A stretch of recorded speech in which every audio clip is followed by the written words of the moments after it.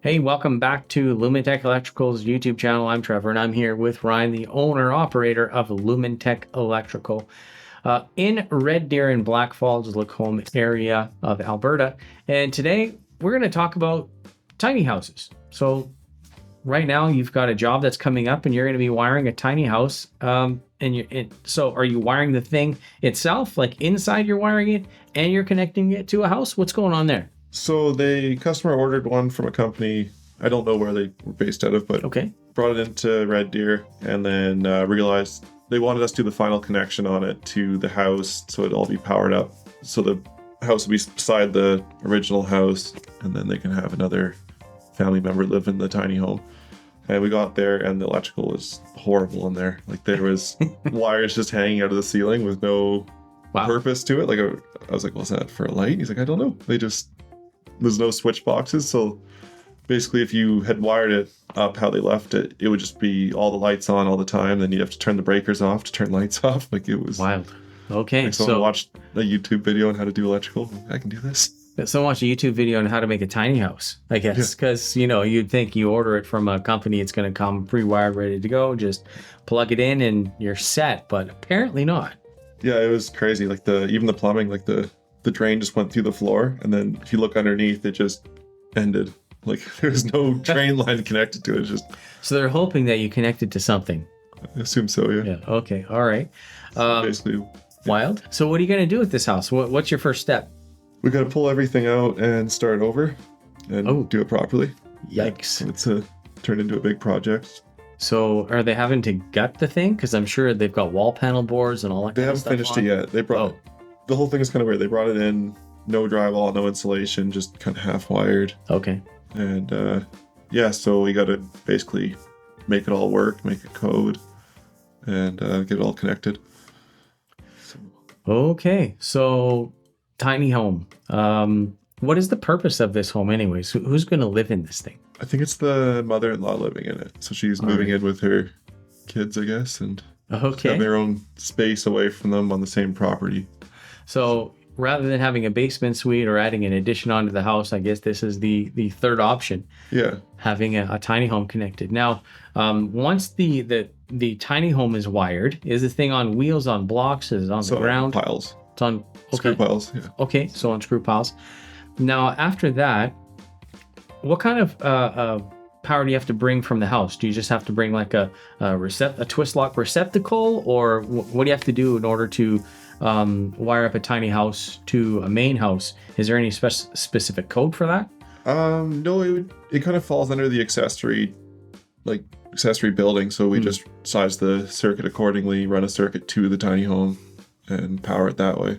Okay. So it doesn't need a whole lot of power because they are going propane heat. So it's just basically an oven, a dryer, and general plugs, lights. Right. So you could probably get away with like a 2-pole 40 situation. Like yeah. Nice. Yeah.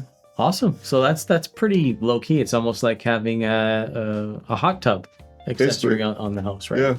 Now, are you going to have to put a load miser into the house or some kind of load management system? No, because the existing house is already gas for everything. So they have a gas oven, gas dryer. They don't, normally we would, but this actually kind of worked out.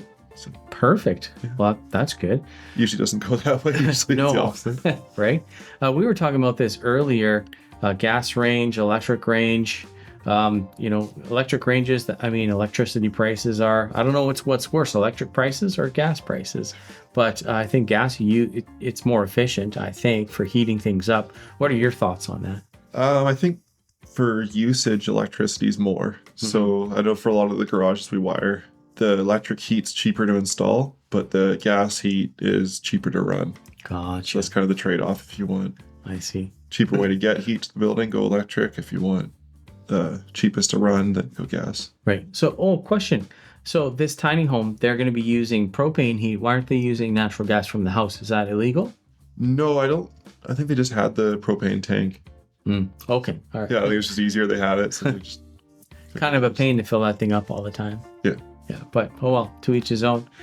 So that's a tiny house. Is there anything that anything besides that you could think of if people are looking to get some type of electrical done, or a trailer hookup or something near their house? Like what's the process for you guys on that? We're kind of lucky because by the time it's on site, a lot of the difficult stuff's been figured out. Mm-hmm. By that I mean, like, the county or city has allowed you to put it there. They've made sure you're far enough back from all your setbacks. The plumbing, grades, all that are kind of, they're sorted out by the time it's there. So it's nothing we have to worry about. We basically just have to size the cable between the two and make sure the service into the property is big enough to accommodate an extra piece of equipment. So maybe walk people through, because you may not have had to do any big cable runs before on your property, but what is the process of actually sizing a cable for load? We kind of work backwards. So we figure out what the new whatever building is going to be drawing, and we work from there to figure out the breaker size we would need, and then from that use that breaker size to size the cable. Right. So the cable, just to let people know why over a long distance you have to use a larger cable. Because copper conducts really well, but it will start becoming a resistor as you go longer and longer distances.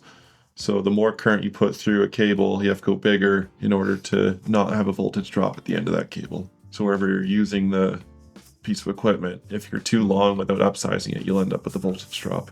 Right. Stuff will run properly. Yeah, exactly. So you'll have an issue, almost like too small of a garden hose kind of thing. Exactly, yeah. Yeah, so the voltage will go down. So say you're running 120 volts, right?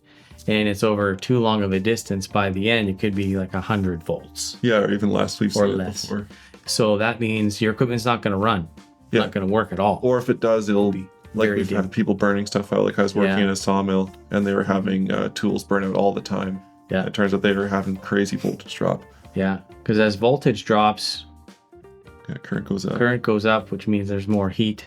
Which makes more voltage drop. More voltage drop, which means things blow up when they aren't supposed to. So, so a little lesson on that for you guys.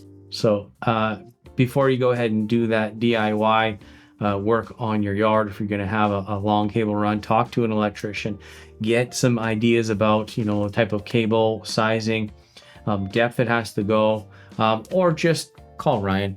Ryan would be happy to come out and do that work for you, because he knows all the stuff. He's got voltage drop calculations and sizing, and able to really get the job done right, so you don't have any mistakes and you're not regretting your decision later on. That's all for me, and thanks so much for joining us on the channel. Hopefully you guys like this, and we can grab some cool stuff and put it on the socials. If you see it, give a thumbs up, and like, subscribe, share it. And if you have any questions, if you have any electrical questions, put them down in the comments, and we'll definitely talk about them in one of our next episodes. Thanks for joining us. We'll see you next time.